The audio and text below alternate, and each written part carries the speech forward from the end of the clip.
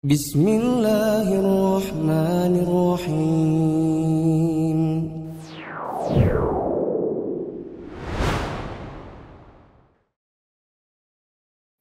Bismillahirrahmanirrahim. Assalamualaikum warahmatullahi wabarakatuh. Waalaikumsalam warahmatullahi wabarakatuh. Alhamdulillahi rabbil alamin. Wassalatu wassalamu ala ashrafil anbiya'i wal mursalin wa ala alihi wa ashabihi ajma'in. Para pemirsa Mufid TV Official, khususnya para mahasantri program Mufid Islamic Academy, insyaallah hari ini kita akan melanjutkan pembahasan kitab Hilyah Thalibil Ilmi karya Syekh Bakar bin Abi Zaid. Telah hadir bersama kita Ustadzuna Muflih Safitra. Kemudian untuk menyingkat waktu, kepada Ustadz Muflih, waktu dan tempat kami persilahkan.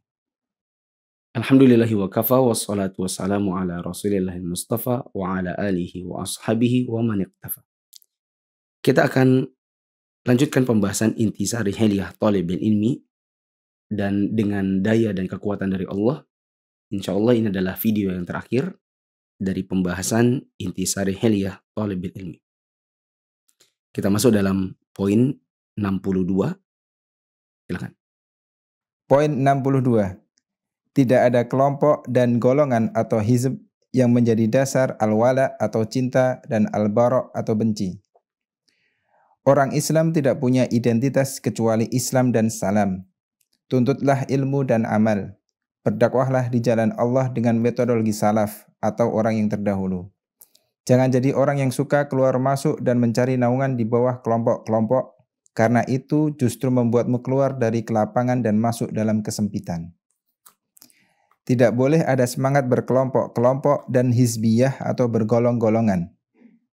Aku memohon kepada Allah agar melindungimu dari terpecah belah, diperebutkan oleh kelompok-kelompok atau sekte-sekte batil dan golongan-golongan ekstrim yang mengikat cinta dan benci di atas kelompoknya. Karena kita harus membangun cinta dan benci, al-wala dan al-bara' itu di atas Al-Quran dan Sunnah. Kita cinta sama seseorang, cinta kepada sesama muslim adalah karena kesesuaian kita di dalam Al-Quran dan Sunnah dalam kehidupan kita sehari-hari. Adapun organisasi, adapun partai, maka ini adalah sesuatu yang dibentuk oleh manusia yang bisa jadi jalannya salah. Ya. Mana yang sesuai dengan Al-Quran dan Sunnah, itu yang layak untuk dicinta.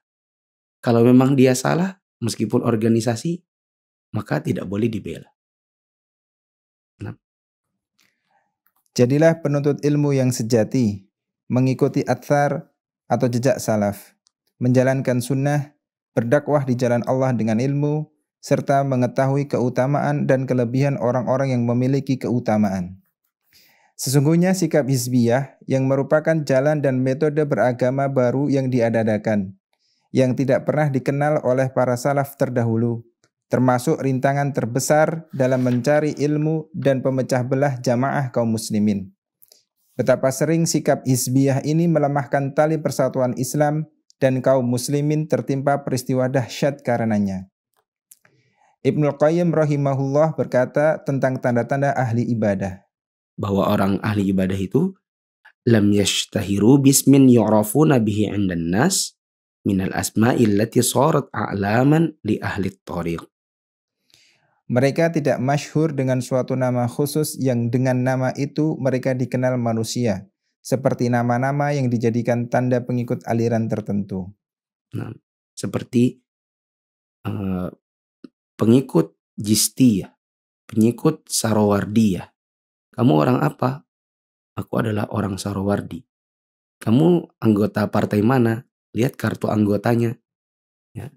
Menisbatkan diri lebih ke arah kelompok dan organisasi. Nah, sedangkan orang ahli ibadah itu mereka tidak dikenal dengan nama-nama khusus seperti aliran organisasi ataupun kepartaian. Disebutkan juga wa aidan fa innahum lam yataqayyadu bi'amalin wahidin yajri alaihim ismuhu fayu'rafuna bihi duna ghairihi minal a'mal fa inna hadza afatun fil 'ubudiyyah. Mereka juga tidak mengikat diri dengan satu amalan khusus yang dengan amalan itu saja mereka dikenal manusia. Karena yang demikian itu adalah penyakit dalam ibadah. Ya, maksudnya kita mengamalkan seluruh sunnah. Sholat, puasa, zakat, haji, umrah, dan lain-lain yang sesuai dengan sunnah. Kita tidak dikenal dengan si fulan itu. Mereka dan kelompoknya itu punya amalan khusus. Misalnya namanya khuruj. Tidak dikenal dengan amalan-amalan khusus yang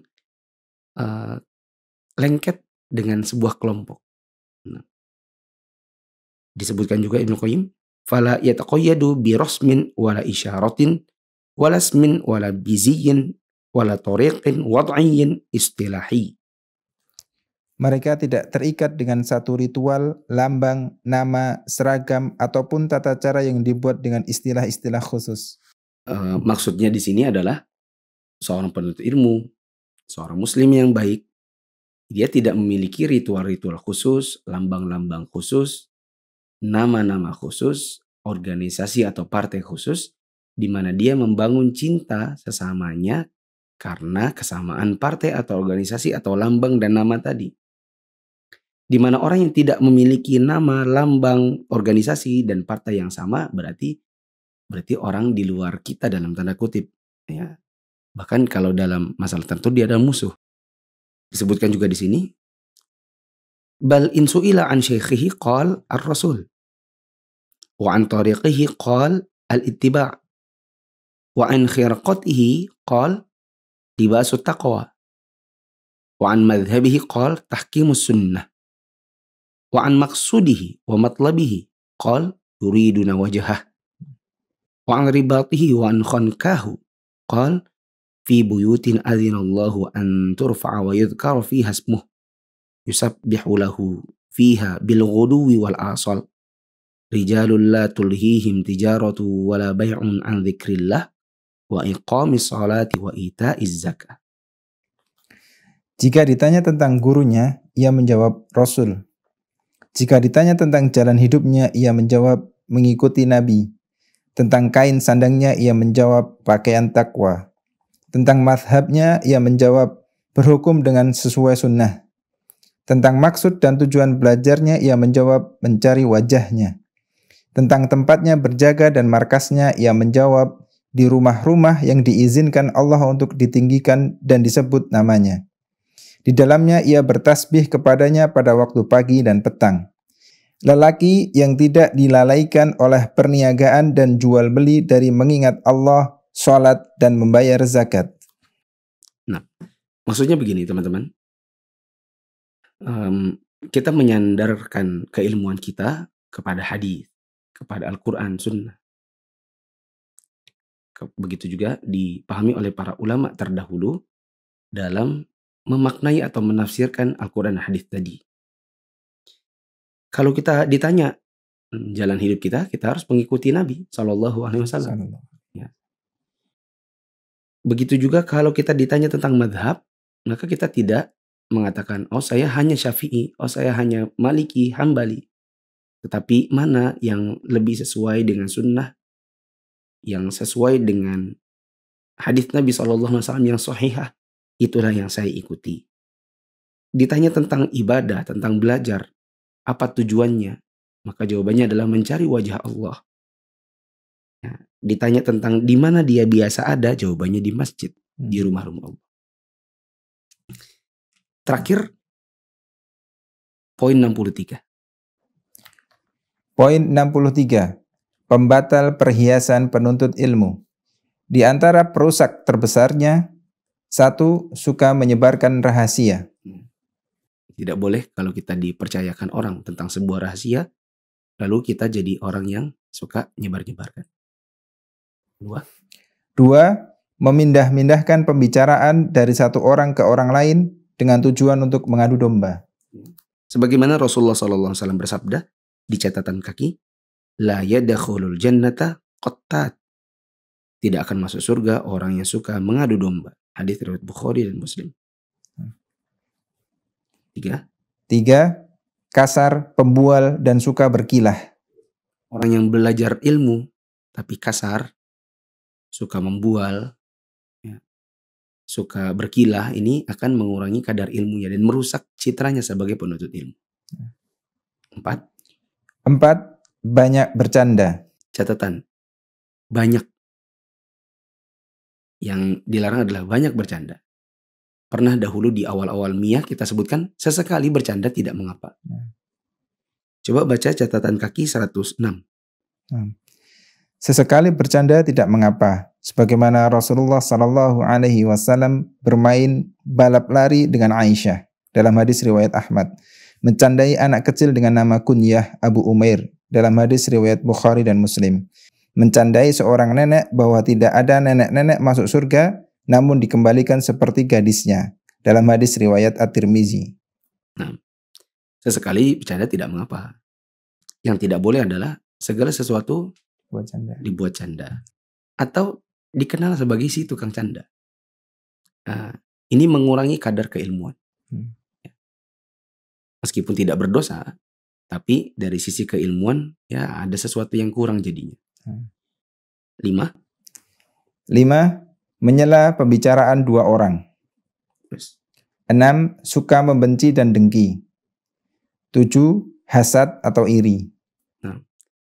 Dan hasad atau iri ini ada jeleknya, ada keburukannya. Bisa dibaca di catatan kaki. Di antara keburukan sifat hasad, 1. Termasuk dosa besar. 2. Termasuk akhlak Yahudi. 3. Merusak persaudaraan iman. Ya, kalau ada orang hasad sesama mukmin kan bisa merusak persaudaraan. Kita belajar bareng sama teman. Terus kita bersaing dengannya dari sisi nilai. Ya, persaingan sehat tidak apa-apa, tapi kalau sudah masuk dalam hasad bisa merusak pertemanan. Terus 4. Menunjukkan tidak ridho terhadap takdir. 5. Selalu terbakar cemburu. 6. Jalan setan. 7. Menyebabkan saling benci di antara manusia. 8. Kurang merasakan nikmat Allah. ya, karena orang yang hasad itu sejatinya dia punya nikmat yang tidak didapati oleh orang yang dia hasadi. Ya. Cuman karena dia iri, segala sesuatunya dia lihat punya orang menimbulkan cemburu pada dirinya dan dia lupa bahwa Allah juga memberikan dirinya nikmat yang lain. Terus 9. Mengurangi iman. Dan 10. Mengeraskan hati. kembali ke atas. 8. Buruk sangka. 9. Duduk menimba ilmu dari ahli bid'ah. Nah, ini dua hal termasuk di antara yang bisa mengurangi kadar keilmuan seseorang, merusak citra dan perhiasan dirinya, yaitu bila suka buruk sangka dan duduk-duduk menimba dari ahli bid'ah, menimba ilmu. Nah, karena sudah pernah dibicarakan sebelumnya, Abul Jahal itu harusnya dihindari. Dan di antara bentuk Abul Jahal yang dimaksud adalah orang yang suka menebarkan ritual-ritual yang tidak ada tuntunannya dalam agama kita. Meskipun sebenarnya kalau Nabi mau, Nabi bisa, tidak ada halangan sama sekali, tapi Nabi tidak mengerjakannya karena Nabi tahu bahwa itu bukan bagian dari ajaran agama. Lalu diajarkan di zaman sekarang oleh mereka, para Abul Jahal. Nah, kita kewajibannya adalah menghindari mereka dan bukan duduk menimba ilmu kepada mereka. Terakhir 10. Melangkah ke tempat-tempat yang haram. Jauhilah dosa-dosa ini dan yang semacamnya. Jika tidak, bagaimana engkau bisa menjadi penuntut ilmu yang layak menjadi rujukan dan diberi nikmat berupa ilmu dan amal. Semoga Allah meluruskan langkah kita semua dan menganugerahkan takwa dan kesudahan yang baik di akhirat dan dunia. Semoga Allah mencurahkan sholawat dan keselamatan bagi Nabi, keluarga, dan sahabat-sahabatnya. kita jeda dulu. Baik, teman-teman yang dirahmati Allah, insya Allah kita akan kembali lagi setelah jeda berikut ini.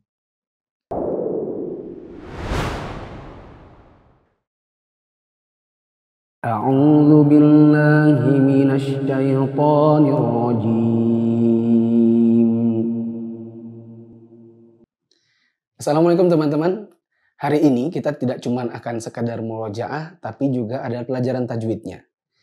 Saya akan bacakan surat Al-Ikhlas dan teman-teman nanti mengikuti, tapi jangan sampai ada yang luput dari sisi tajwidnya ya. Saya bacakan. A'udzu billahi minasy syaithanir rajim.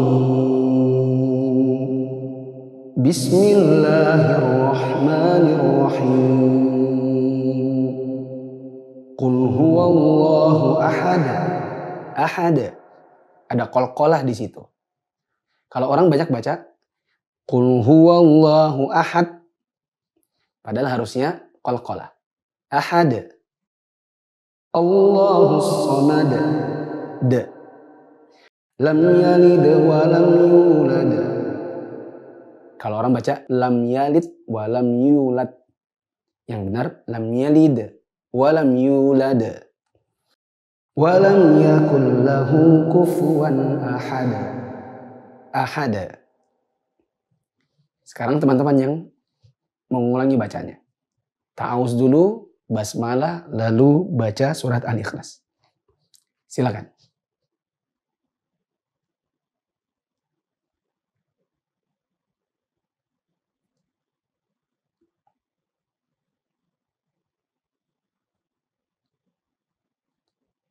Ahad, lanjut. Somad, lanjut.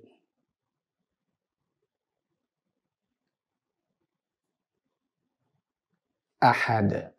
Nah, semoga ini bisa dipraktekkan. Manakala teman-teman mungkin akan mengimami keluarga. Jangan salah, jangan sampai baca ahad, ahad, yulad, yalid, yalid.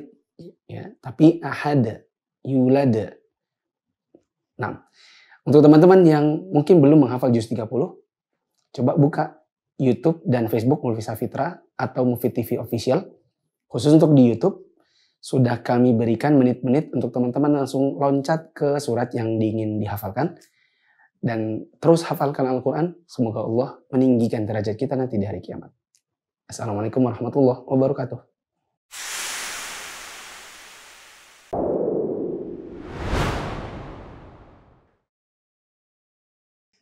Teman-teman yang dirahmati Allah, kita kembali lagi. Ustadz, Ana ada pertanyaan Ustadz. Terkait dengan hizbiyah atau kelompok tadi Ustadz. Bagaimana kalau kita membentuk organisasi begitu Ustadz, atau yayasan yang tujuannya untuk lebih bisa mengkoordinir atau mengatur dakwah kita kepada masyarakat. Apakah itu termasuk dalam hizbiyah yang dilarang atau bagaimana Ustadz? Pada dasarnya tanzim atau membentuk sistem supaya teratur, supaya jelas siapa yang bertanggung jawab, maka dibentuklah ketua, sekretaris, bendahara, divisi-divisi. Pada dasarnya itu tidak masalah. Karena itu semata-mata untuk pengaturan. Yang terpenting adalah tidak membangun cinta dan benci kepada sesama muslim di atas organisasi tadi. Misalnya, karena bukan yayasanku, kamu musuhku. Ya. Ini tidak boleh. Dan saya yakin sih tidak ada yang seperti itu. Makanya misalnya kita punya logo Mufid Islamic Academy. Ini namanya Mufid. Logonya seperti ini. Oh, di luar sana ada misalnya kelas online yang lain. Kita tidak saling membenci. Karena kita memang tidak membentuk cinta dan benci di atas logo dan nama tadi. Semata-mata hanya untuk supaya tersistem, supaya terstruktur. Sistematis. Ya. Supaya jelas siapa yang bertanggung jawab dalam masalah apa. Seperti itu.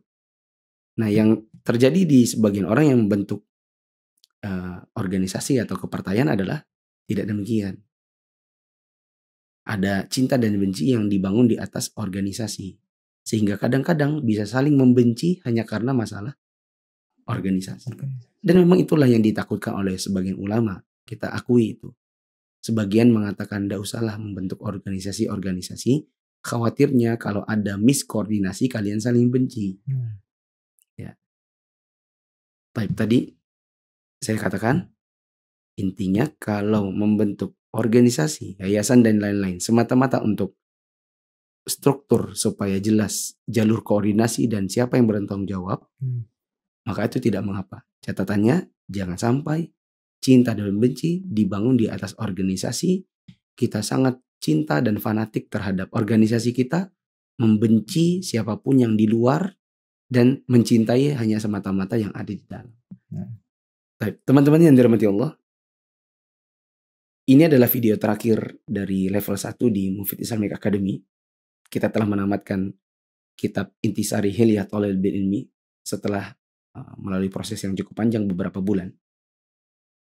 Saya teringat ketika dahulu pernah ikut kajian Syekh Sa'ad Asy-Syadzili, kitab Al-Mustasfa, bersama teman-teman dari Kuwait. Setelah kita tamatkan kitab tersebut, dalam beberapa minggu kita ada semacam syukuran gitu ya. Kita makan-makan di rumahnya Syekh. Lalu Syekh memberikan sambutan. Kata beliau begini, di antara waktu yang sangat disukai oleh seorang yang berpuasa adalah manakala mereka berbuka puasa.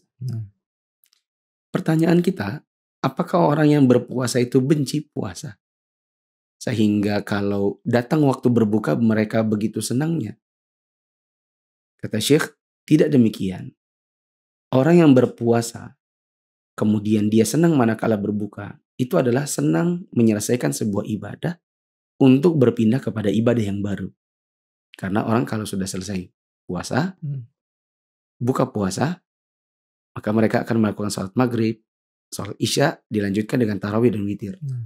Jadi berpindah dari satu ibadah ke ibadah yang lain. Di situ letak senangnya. Demikian pula ketika kita menamatkan sebuah buku, sebagaimana yang kami alami bersama Syekh ketika itu. Kita telah menamatkan sebuah buku. Misalnya Intisari Hilyah Thalibul Ilmi. Kita akan merasa sangat senang.